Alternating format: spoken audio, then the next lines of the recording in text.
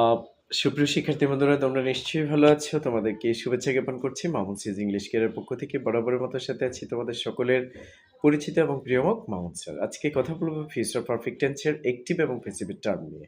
চলো শুরু করা যাক এবং সাথে থাকছে এক্সাম্পল।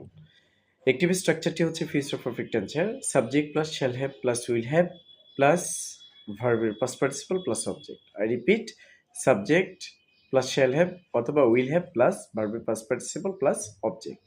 এক্ষেত্রে প্যাসিভ স্ট্রাকচারটি হচ্ছে অবজেক্টিভ ফর্মটি সাবজেক্টিভ ফর্ম হয়ে যাবে প্লাস শ্যাল হ্যাভ অথবা will have plus been plus ভার্বের past participle plus by plus subjective কেসটি অবজেক্টিভ কেস হয়ে যাবে।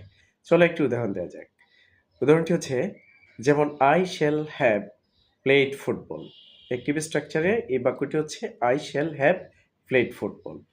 এক্ষেত্রে অবজেক্ট হচ্ছে ফুটবল। সো ফুটবল যেহেতু থার্ড পার্সন সিঙ্গুলার নাম্বার, সেই জন্য উইল হ্যাভ বসবে। তো উত্তরটি হচ্ছে প্যাসিভে football will have been played by me.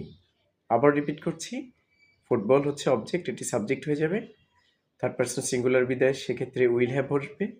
Will হ্যাভের পরে একটি বিন বসবে, তারপর ভার্বের পাস্ট পার্টিসিপল বসবে। That means football will have been played by me. Thank you very much. সাথে থাকার জন্য অনেক ধন্যবাদ।